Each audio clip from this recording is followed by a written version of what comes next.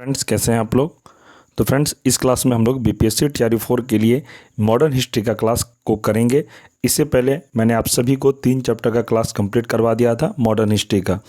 ये class NCERT based आप सभी स्टूडेंट के लिए होगा और यह क्लास करने के बाद आप लोग बीपीएससी टीआरई 4 का जब एग्ज़ाम देंगे उसमें ब्रिटिश राजनीतिक एवं प्रशासनिक नीतियों से संबंधित जितने भी प्रश्न एग्ज़ाम में आएंगे आपका इस क्लास से कंप्लीट हो जाएगा। और ये क्लास करने के बाद आपका यहाँ से 2 नंबर फिक्स हो जाएगा, क्योंकि ये फुल्ली एनसीईआरटी बेस्ड क्लास है आप सभी स्टूडेंट के लिए। और जो एस्टेट का भी प्रिपरेशन करें उनके लिए भी यह क्लास काफ़ी इंपॉर्टेंट है। और इससे पहले जो क्लास मैंने करवाया वो आप लोग नहीं देखे हैं तो चैनल पर प्लेलिस्ट बना हुआ है, आप लोग देख सकते हैं। तो चलिए शुरू करते हैं।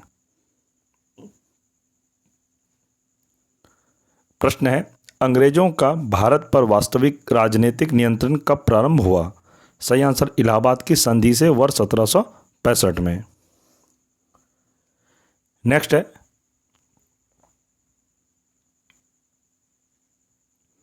बंगाल में द्वैत शासन किसके द्वारा लागू किया गया। बंगाल में द्वैत शासन किसके द्वारा लागू किया गया था, तो लॉर्ड क्लाइव के द्वारा द्वैत शासन लागू किया गया था।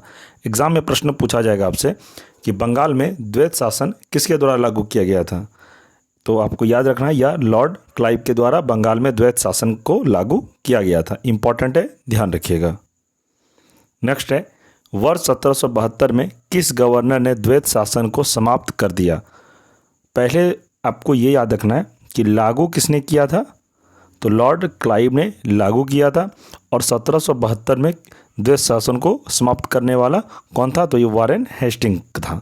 तो ये 2 प्रश्न इंपॉर्टेंट है आपके एग्ज़ाम के लिए, एक ने लागू किया था और एक ने इसको समाप्त किया था। तो ये 2 प्रश्न याद रखिएगा। हो सकता है ये दोनों प्रश्न में आपको एक प्रश्न टीआरई 4 में देखने को मिले, क्योंकि इंपॉर्टेंट प्रश्न और जितने भी मैं प्रश्न करवाऊंगा इसमें सारे इंपॉर्टेंट होंगे एक आपके एग्जाम के दृष्टिकोण से। ठीक है, चलिए आगे बढ़ते हैं।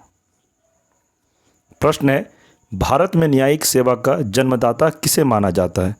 भारत में न्यायिक सेवा का जन्मदाता वारेन हेस्टिंग को माना जाता है।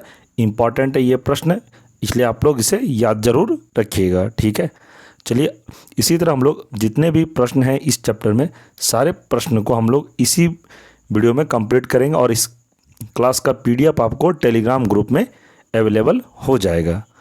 इंपॉर्टेंट पॉइंट है, वारेन हेस्टिंग के कार्यकाल में रेगुलेटिंग एक्ट 1773 के अंतर्गत 1774 में कलकत्ता में सुप्रीम कोर्ट की स्थापना की गई थी। इसके प्रथम मुख्य न्यायाधीश सर एलिजा इम्पे थे। एग्जाम में प्रश्न यहाँ से आप कैसे पूछेगा मैं आपको बताता हूँ। प्रश्न रहेगा, वारेन हेस्टिंग के कार्यकाल में कौन सा एक्ट अंतर्गत कलकत्ता में सुप्रीम कोर्ट की स्थापना की गई थी, तो रेगुलेटिंग एक्ट था ये 1773 के अंतर्गत 1774 में। और सुप्रीम कोर्ट के प्रथम मुख्य न्यायाधीश कौन थे, तो एलिजा इम्पे थे। ये भी इंपॉर्टेंट है, ध्यान रखिएगा। नेक्स्ट है, भारत में पुलिस सेवा एवं सिविल सेवा का जन्मदाता किसे माना जाता है। यह माना जाता है लॉर्ड कॉर्नवालिस को। प्रश्न एग्जाम में रहेगा कि भारत में पुलिस सेवा एवं सिविल सेवा का जन्मदाता किसे माना जाता है या किसने शुरू किया था। ये भी प्रश्न ऐसा भी पूछा जा सकता है, तो आपको याद रखना है इसको, लॉर्ड कॉर्नवालिस को। नेक्स्ट है, 1863 में प्रथम भारतीय आईसीएस अधिकारी बनने का गौरव किसे प्राप्त हुआ। तो 1863 में प्रथम भारतीय आईसीएस अधिकारी बनने का गौरव सत्येंद्र नाथ टैगर को प्राप्त हुआ था। इंपॉर्टेंट प्रश्न है, याद रखिएगा। नेक्स्ट प्रश्न है, भारत सरकार अधिनियम 1935 के अंतर्गत संघीय लोक सेवा आयोग के गठन का प्रावधान किस आयोग के सुझाव पर किया गया था। आंसर है इसका ली आयोग के आधार पर लिया गया था। आगे प्रश्न है, भूमि सुधार के उद्देश्य से भारत में अस्थायी बंदोबस्त प्रणाली किसके द्वारा लागू की गई। आंसर है इसका लॉर्ड कॉर्नवालिस के द्वारा। आगे प्रश्न है, भारत में साम्राज्य विस्तार के उद्देश्य से सहायक संधि प्रणाली की शुरुआत किसके द्वारा की गई। सही आंसर है लॉर्ड वेलेस्ली के द्वारा शुरुआत की गई थी। आगे प्रश्न है, सहायक संधि स्वीकार करने वाला प्रथम राज्य कौन था, तो इसका आंसर है हैदराबाद 1798 ईस्वी को। नेक्स्ट है, व्यपगत का सिद्धांत या राज्य हड़प नीति को किसके द्वारा लागू किया गया था, तो हड़प नीति ये टीआरई 1 में पूछा गया प्रश्न है कि हड़प नीति किससे संबंधित है। तो आप लोगों ने इसका सही आंसर लगाया होगा लॉर्ड डलहौजी। ये प्रश्न टीआरई 4 के लिए काफ़ी इम्पॉर्टेंट होने वाला है, इसलिए क्योंकि यह प्रश्न टीआरई 1 के अलावा फिर किसी भी टीआरई 2 टीआरई 3 में नहीं पूछा गया है। हो सकता है टीआरई 4 में यह प्रश्न को रिपीट किया जाए।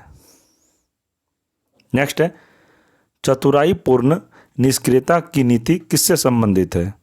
इसका आंसर है जॉन लॉरेंस से संबंधित है। चलिए आगे देखते हैं। इंपॉर्टेंट पॉइंट है कि राज्य हड़प नीति में कहा गया कि ऐसे राज्य जिनका निर्माण अंग्रेजों के सहयोग से हुआ है उन्हें राज्य के उत्तराधिकारी के लिए गोद लेने का अधिकार नहीं प्राप्त होगा। इंपॉर्टेंट ये पॉइंट है, तो इसको आप जरूर याद रखिएगा। और फ्रेंड्स, आपके लिए एक सूचना है कि इस चैनल पर आपका बीच में 2 से 3 दिन क्लास नहीं हो पाई क्योंकि मेरा कुछ व्यक्तिगत काम में व्यस्त था, इसलिए। लेकिन अब से आपका क्लास डेली होगा और जो मैं अभी आपको क्लास करवा रहा हूँ ये इम्पॉर्टेंट पॉइंट ही करवा रहा हूँ, और जितने भी प्रश्न भी इस वीडियो में होगा सारे टीआरई 4 के लिए इम्पॉर्टेंट है, ताकि आपका एग्ज़ाम में जितने भी प्रश्न पूछा जाए मॉडर्न हिस्ट्री में आपका छूटेगा नहीं। इससे पहले भी मैंने जो 3 चैप्टर आपको कंप्लीट करवाया आप लोग ज़रूर देख लीजिएगा, प्लेलिस्ट बना हुआ है। और इस क्लास का पीडीएफ नोट्स भी आपको टेलीग्राम ग्रुप में मिल जाएगा। जितने भी मैंने क्लास करवाया है सभी का नोट्स आपको टेलीग्राम ग्रुप में ही मिलेगा। आगे है, किस रिपोर्ट के आधार पर डलहौजी ने अवध का अधिग्रहण किया। तो यह आंसर हो जाएगा आउटरम रिपोर्ट के आधार पर डलहौजी ने अवध का अधिग्रहण किया था। आगे प्रश्न है, किस गवर्नर जनरल के कार्यकाल में भारत पर ईस्ट इंडिया कंपनी का शासन समाप्त हो गया। तो किस गवर्नर जनरल के कार्यकाल में भारत पर ईस्ट इंडिया कंपनी का शासन समाप्त हो गया था। तो ये थे लॉर्ड कैनिंग। आगे है, 1861 में भारतीय दंड संहिता आईपीसी किसके कार्यकाल में निर्मित की गई। सही आंसर लॉर्ड कैनिंग के कार्यकाल में शुरुआत की गई थी। आगे है इंपॉर्टेंट पॉइंट, राज उपाधि अधिनियम 1876 पारित करके महारानी विक्टोरिया को केसर ए हिंद की उपाधि प्रदान की गई। एग्जाम में अब ये प्रश्न कैसे पूछा जाएगा कि महारानी विक्टोरिया को केसर हिंद की उपाधि कैसे प्रदान की गई थी। तो आपको याद रखना, राज उपाधि अधिनियम 1876 पारित करके। ठीक है, ये इंपॉर्टेंट प्रश्न है, इसको घुमा के भी आपसे प्रश्न को पूछा जा सकता है। तो इस प्रश्न को आप लोग अच्छे से ज़रूर याद रखिएगा ताकि आपका एग्जाम में प्रश्न नहीं छूटे। नेक्स्ट है, लॉर्ड लिटन के कार्यकाल में किस अकाल आयोग का गठन किया गया। तो यह किया गया था स्ट्रेची आयोग। 1880 भारत का प्रथम अकाल आयोग था। इंपॉर्टेंट प्रश्न है, ध्यान रखिएगा। नेक्स्ट है, भारत में अस्थाई स्वशासन का जनक किसे माना जाता है। भारत में अस्थाई स्वशासन का जनक लॉर्ड रिपन को माना जाता है। इंपॉर्टेंट है, ध्यान रखिएगा। नेक्स्ट है, इलाहाबाद की संधि के पश्चात रॉबर्ट क्लाइव ने मुर्शिदाबाद का उप दीवान किसे बनाया था। सही आंसर इसका मोहम्मद रजा खान को बनाया था। अब हम लोग पढ़ेंगे ब्रिटिश काल में विभिन्न क्षेत्रों पर अधिकार। तो किसने अपने कार्यकाल में कौन से क्षेत्र पर अधिकार किया था, उससे संबंधित एक प्रश्न एग्जाम में आपके जरूर रहेगा। तो हम लोग अब उसी को डिस्कस करेंगे। पहला है नेपाल 1816, गवर्नर जनरल कौन थे, लॉर्ड हेस्टिंग। नेक्स्ट है Sindh 1843, lord Ellenborough. Next है भूटान 1865, लॉर्ड लॉरेंस। आगे बर्मा 1850, लॉर्ड डफरिन के कार्यकाल में क्षेत्राधिकार हुआ था। तो फ्रेंड्स, आज आपका क्लास यहीं तक है। इस चैप्टर से संबंधित जितने भी इंपॉर्टेंट प्रश्न थे मैंने आपको इस वीडियो में कंप्लीट करवा दिया, और इससे बाहर आपका एक भी प्रश्न नहीं जाएगा एग्जाम में। जो मैं अभी आपको क्लास करवाया इसी से आपका 2 प्रश्न कंफर्म हो जाएगा, क्योंकि ये जो प्रश्न है ये काफ़ी इंपॉर्टेंट प्रश्न है और यहाँ से 2 नंबर आपका कंफर्म हो गया। और इस क्लास का पीडीएफ नोट्स आपको टेलीग्राम ग्रुप में मिल जाएगा। और इस क्लास देखने के बाद आपको और कहीं से पढ़ने का कोई ज़रूरत नहीं पड़ेगा, क्योंकि यह क्लास में काफ़ी सीमित और शॉर्ट में मैंने आपको पढ़ाया। और इससे बाहर आपका प्रश्न कोई भी एग्ज़ाम का आप तैयारी कर रहे हैं टीआरई 4 के अलावे भी, तो यहीं से आपका प्रश्न पूछा जाएगा, क्योंकि ये ऐसा क्लास में आपको अभी करवाया, जो बार बार ऐसा ही प्रश्न एग्जाम में रिपीट करके पूछा जाता है। पढ़ने को तो ब्रिटिश राजनीतिक और प्रशासनिक नीतियाँ में बहुत सारे प्रश्न हैं जो कि आपके एग्ज़ाम के लिए उतना इम्पॉर्टेंट नहीं है। जो इम्पॉर्टेंट था मैंने वही क्लास आपको इस वीडियो में करवाया, और आगे भी कल के क्लास में भी इसके आगे का जो चैप्टर होगा मैं आपको कंप्लीट करवाऊँगा। तो आप लोग कल इसी टाइम पर यानी कि 8:45 पे हम लोग डेली क्लास करेंगे मॉडर्न हिस्ट्री का, ये आप लोग ध्यान रखिएगा। और चैनल पर अगर कोई नए हैं, पहली बार उस चैनल पर विजिट किए हैं, तो चैनल को सब्सक्राइब जरूर करिएगा ताकि जब भी इस चैनल पर क्लास हो सबसे पहले आपको नोटिफिकेशन मिले। और फ्रेंड्स, यह क्लास आपको कैसा लगा वीडियो के कमेंट में ज़रूर बताएंगे, और वीडियो को लाइक अवश्य करिएगा। आप लोग कमेंट ज़्यादा से ज़्यादा करिए कैसा क्लास लगा और आगे आपको कौन सा सब्जेक्ट का क्लास चाहिए। PDF आपको टेलीग्राम ग्रुप में मिल जाएगा, तो इतना हड़बड़ाइए नहीं। PDF नोट्स अगर जिस किसी को कोई सब्जेक्ट का नहीं मिला है, आप हमें टेलीग्राम पर मैसेज कर सकते हैं, या आप हमें व्हाट्सएप पे मैसेज करके भी PDF को ले सकते हैं। हमारा नंबर है 9709427320। इस नंबर पे आप हमें व्हाट्सएप मैसेज करेंगे।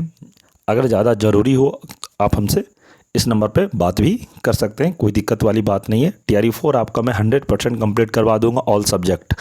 तो आप लोग तैयारी करिए, जो जो इम्पोर्टेंट प्रश्न होंगे वीडियो होगा, सब्जेक्ट सारे जितने भी सब्जेक्ट सारे सब्जेक्ट का मैं कंप्लीट करवा दूंगा इम्पॉर्टेंट तथ्य के साथ। और जो एग्ज़ाम में बार बार पूछा जाता है BPSC के द्वारा, बस वही सब प्रश्न मैं आपको करवाऊँगा, और रिविज़न भी आपका हो जाएगा ताकि एग्ज़ाम में आपका एक भी प्रश्न नहीं छूटे। तो फ्रेंड्स, आशा करता हूँ यह क्लास मेरे द्वारा जो आपको करवाया गया अच्छा लगा हो। अच्छा लगा तो अपने इसे दोस्तों में ज़रूर शेयर करें, ज़्यादा से ज़्यादा ग्रुप में शेयर करें, ताकि जो कोई भी TRE 4 का तैयारी करे उनको अधिक से अधिक लाभ हो। तो ठीक है फ्रेंड्स, मिलते हैं हम लोग कल के क्लास में। तब तक के लिए जय हिंद, जय भारत।